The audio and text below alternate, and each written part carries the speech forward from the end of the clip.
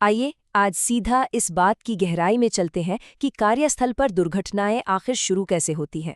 आज की इस चर्चा में हम देखेंगे कि कैसे एक बिल्कुल छोटी सी चूक भी एक भयानक हादसे का रूप ले सकती है, और सबसे अहम बात, हम इसे रोकने का एक मजबूत कल्चर कैसे बना सकते हैं।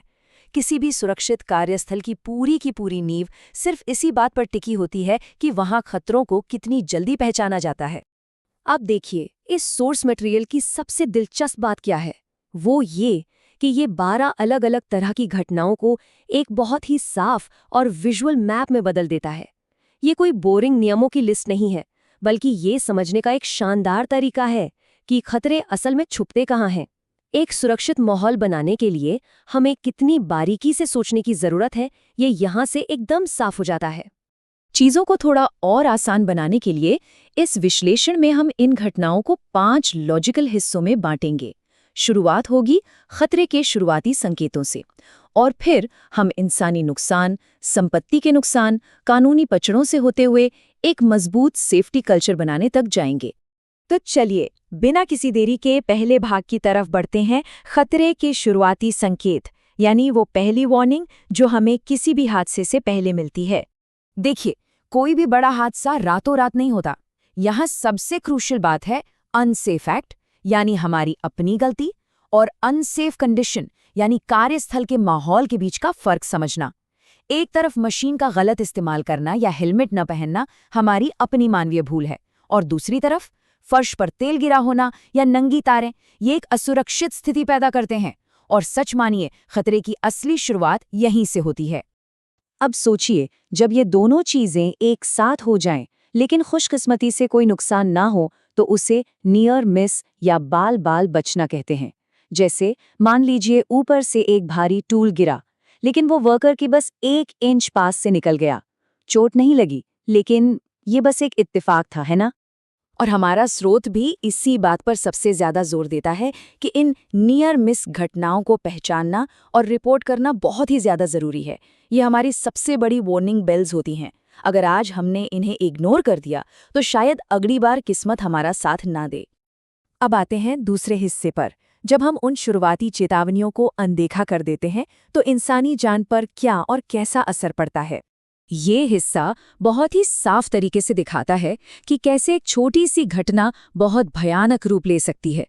ये एक मामूली कट से शुरू होकर, जिसमें सिर्फ एक फर्स्ट एड की जरूरत होती है, आगे बढ़कर लॉस्ट टाइम इंजरी तक जा सकता है। जैसे कोई हड्डी टूट जाना, जिससे आपको कई दिनों तक काम से छुट्टी लेनी पड़े। और अंत में सबसे दुखद, एक फेटल इंसिडेंट, यानी कोई ऐसी घटना जिसमें किसी की जान ही चली जाए, जैसे किसी को तेज करंट लग जाना।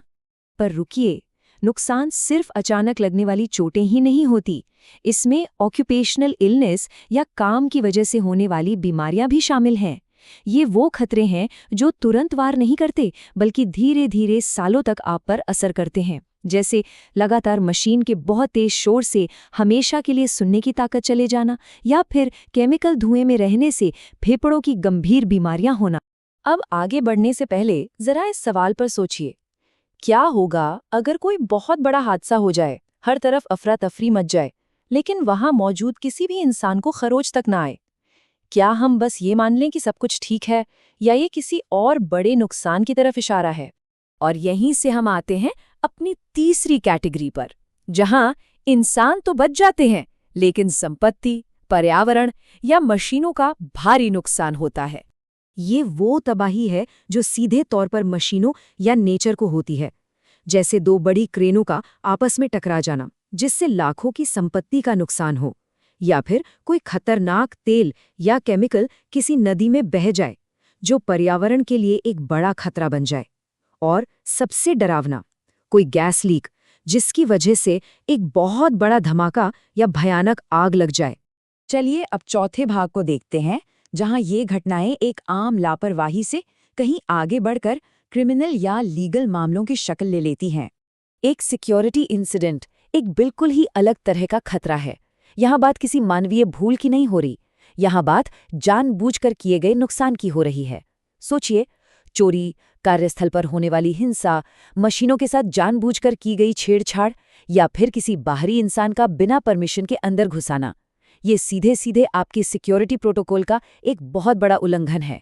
और इतना ही नहीं, कुछ घटनाएं इतनी बड़ी होती हैं कि वे सीधे रिपोर्टेबल इंसिडेंट्स की कानूनी कैटेगरी में आ जाती हैं। भारत में फैक्ट्रीज एक्ट जैसे कानूनों के तहत अगर कोई मौत हो जाए या कोई बहुत गंभीर चोट लग जाए तो उसकी रिपोर्ट सरकारी विभागों को करना एकदम अनिवार्य है। मतलब सेफ्टी अब सिर्फ एक नैतिक जिम्मेदारी नहीं है, ये एक बहुत ही सख्त कानूनी जरूरत भी है। तो इन 12 तरह की घटनाओं को समझने के बाद अब हम अपने आखिरी और सबसे अहम हिस्से पर आते हैं, एक बेहतरीन सेफ्टी कल्चर बनाना ताकि हादसों पर रिएक्ट करने के बजाय उन्हें पहले ही रोका जा सके। हादसों के होने का इंतजार क्यों करना?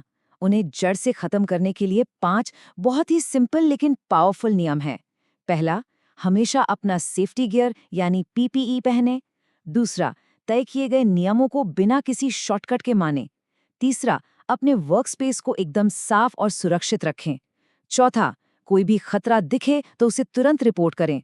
और पांचवा, सिर्फ अपनी नहीं, अपने साथियों की भी परवाह करें। तो जैसे जैसे हम आज के इस विश्लेषण के अंत पर आते हैं, एक बहुत ही गहरा सवाल हमारे सामने खड़ा होता है। अगर कोई वर्कप्लेस इन सारे नियमों को इतनी अच्छी तरह से अपना ले कि वो हर खतरे को पहचानकर उसे रिपोर्ट करने में माहिर हो जाए, तो क्या 100% एक्सीडेंट फ्री वातावरण सच में मुमकिन है? क्या इतने बड़े और जटिल इंडस्ट्रियल माहौल में हम वाकई एक ऐसा दिन देख सकते हैं जब हर कोई सुरक्षित अपने घर जाए? आप क्या सोचते हैं?